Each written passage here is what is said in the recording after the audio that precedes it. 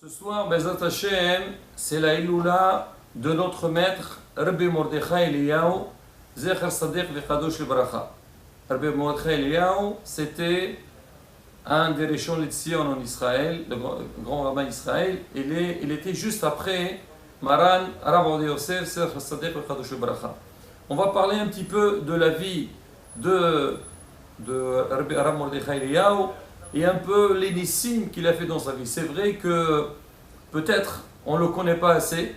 C'était quelqu'un de très très modeste. C'était un homme très très populaire. Si on voit un petit peu, on lit un livre qui est sorti sur, j'imagine beaucoup de livres qui sont sortis sur lui, dans lesquels on voit vraiment comment c'était quelqu'un de très proche au clan d'Israël. Mais avant de parler de sa vie, on va essayer de parler un petit peu de ses parents. Alors son père, il s'appelait, quand il était jeune, il s'appelait Salman Eliyahu. Plus tard, c'était Rabbi Salman Eliyahu. À la base, c'était quelqu'un qui n'était pas du tout dans ni Yeshiva, dans le Beth Midrash. Et quand il a eu son bac, alors ils étaient à Bagdad, en Irak. Ses parents c'était des gens très très riches. Ils ont voulu l'envoyer en Angleterre pour qu'il fasse des études de médecine et faire dentiste. Alors, une fois qu'il a fini son examen, donc ils ont acheté le billet qu'il devait voyager dans quelques mois. Et lui, pendant cette période, c'était l'été, il a commencé un petit peu à tourner dans la ville. Et quand il était de passage, il est passé à côté de la synagogue. Ce n'était pas quelqu'un qui fréquentait la synagogue. Il entre, et qu'est-ce qu'il voit? Il voit quelque chose qu'il n'a jamais vu et jamais imaginé. Il voit une sifria, une bibliothèque énorme, avec des livres très très grand. Lui dans sa tête, bien sûr, c'est un juif, il sait c'est quoi Am Israël, il sait c'est quoi les prières. Mais dans sa tête, toujours on sait c'est quoi, surtout avant, on se rappelle tous, la Tfila, on avait tous un petit livre. C'est quoi les livres de on va dire, le judaïsme? Voilà, c'est ça, c'est des petits livres. Et là, il voit des livres très grands. Il y a des livres de Gemara. Et aussi, surtout, il y avait beaucoup de Sfarim de Kabbalah. C'était à l'époque du Ben Ishai. Bon, il était un peu, on va dire, étonné du paysage, mais il s'est assis pour voir un peu ce qui se passe. C'était quoi l'ambiance dans ce Beth Midrash? Et là, il y avait le Ben Ishai et d'autres grands rabbanim qui étaient assis, commençaient à étudier ensemble. Et lui, de loin, il écoutait. Alors, en restant, on va dire, un peu de temps, il a trouvé un grand plaisir qu'il n'avait jamais imaginé de sa vie. Il s'est dit, c'est un endroit qui me plaît, et voilà, je suis en vacances, alors je vais passer mon temps ici, au lieu de traîner dans les champs, aller jouer avec les enfants, aller à la plage. Il était bien, il a dit, très bien. Et personne ne savait qu'il passait ses journées là-bas. Au bout de quelques jours, il a pris la décision qu'il ne bougera pas de Bagdad, il va rester sur place, et il voudra apprendre et devenir quelqu'un, un érudit de la Torah. Alors au début, il n'a pas dit à son père, parce qu'il savait que son père, pour lui, ça serait un grand choc, que son fils, il va arrêter son rêve, pour lui, l'envoyer en Angleterre, faire des études, devenir un médecin, donc c'est un rêve.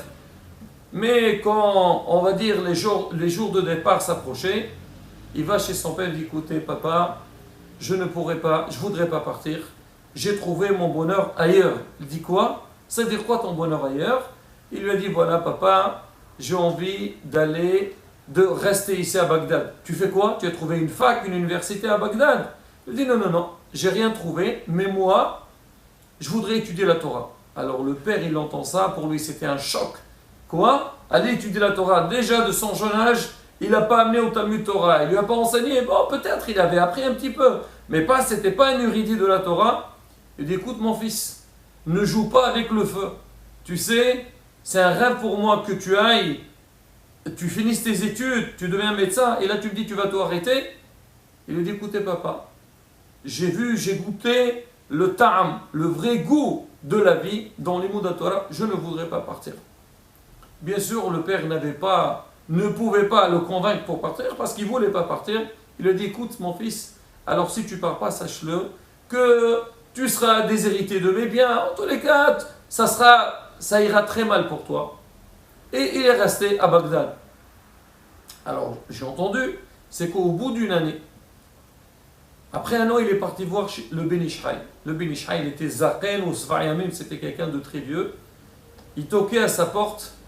Le Ben Ishraï lui ouvre, il dit Shalom Kvodara. Il dit oui, qu'est-ce que vous voulez, mon fils? Il dit voilà, Rab, je vais faire un sion. Vous savez, c'est quoi un sion? Par exemple, quelqu'un qui fait une Gemara, il a fait un traité donc de Gemara, il fait un sion. Et je voudrais que vous assistez. Alors le Rab, il a dit dis-moi un sion de quoi? Quelle Gemara tu fais? Il dit non, non, c'est pas la Gemara que je vais faire. C'est un sion du Zohar. Zohar, qui peut comprendre le Zohar? Il a dit, écoute mon fils, dis-moi, tu es sincère, quoi, tu l'as lu et tout? Il a dit, non, non, Rav, j'ai bien étudié. Alors Rav, il voit que donc, Salman Eliyahu, il était sincère. Il a dit, on va essayer de le voir. Il lui a posé quelques petites questions. Il voit qu'il était baqi. Il avait des connaissances exceptionnelles dans l'imoud d'Azor. Il a dit, écoute mon fils, quand tu organises le sion, il a dit, je vais l'organiser. Ce soir, je vais le faire à la synagogue, je ne vais pas faire grand-chose, je n'ai pas trop les moyens.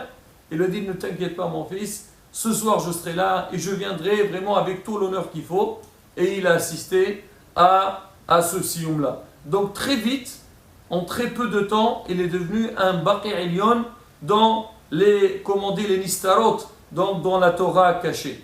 Là, la bataille, avec cette petite histoire, on voit comment beaucoup de fois, malheureusement, il y a des gens qui n'ont pas mérité, ils n'ont pas été zorés d'être dans un monde de Torah. Et quand on leur parle, on leur dit il faut aller étudier et il faut s'intéresser, ils disent non, pour moi maintenant c'est trop tard, mais on verra si Dieu veut, peut-être pour mes enfants. À la bataille, on dit Eni Ush Ba'olam. L'homme, quand il veut étudier, quand il veut s'investir, il arrivera. On le voit dans le travail. Combien de fois des gens, toute leur vie, ils étaient, on va dire, des simples ouvriers. On va dire, ils n'avaient pas une situation, ils étaient toujours, on va dire, une vie très simple. Et le jour qu'ils se sont mis dans les affaires, ils sont devenus parmi les meilleurs hommes d'affaires donc du quartier ou du marché. C'est pareil aussi. C'est vrai, l'imoud Torah et Sarara qui nous embêtent, mais l'homme, quand il s'investit, il arrive. Bon, quoi qu'il arrive, donc Rabbi Salman Eliyahu, alors lui, il a quitté Bagdad et il est parti à Yerushalayim.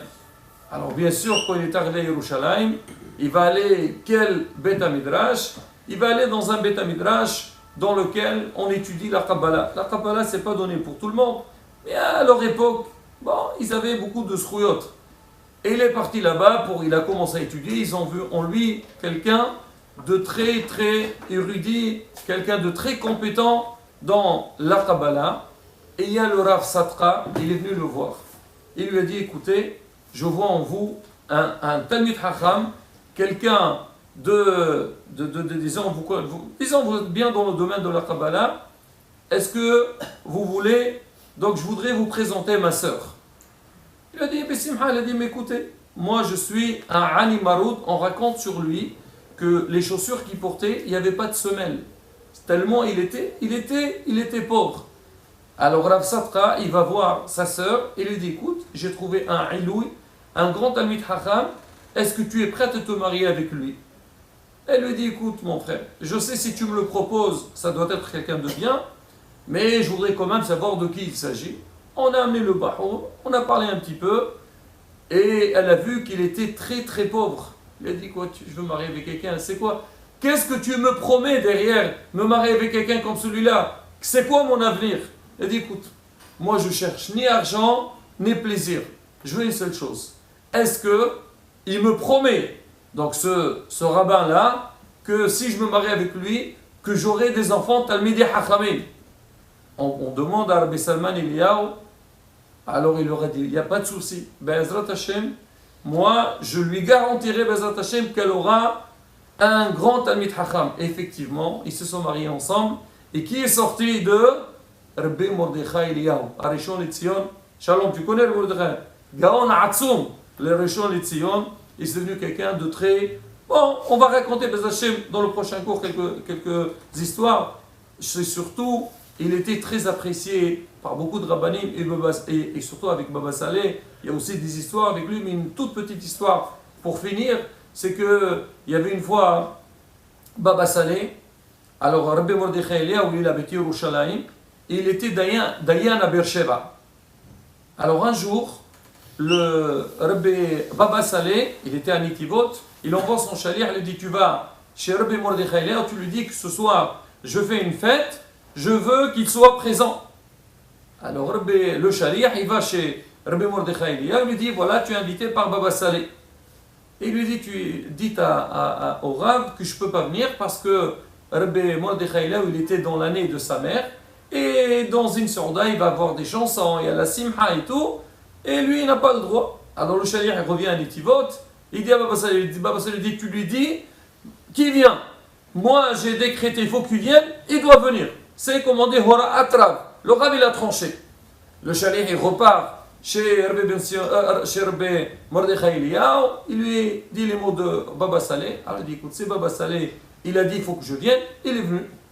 Ils sont partis ensemble, il arrive, Baba Saleh lui fait un très grand accueil, et il lui dit reste à côté de moi. Et ils font la séouda, des vrais Torah, et vraiment le temps il passe. Alors Rabbi Mordechai Eliyahu, il dit à Baba Saleh, Rav, je peux quitter, voilà, je vous ai fait caveau, je suis venu. Il dit non, tu ne bouges pas d'ici, tu restes ici.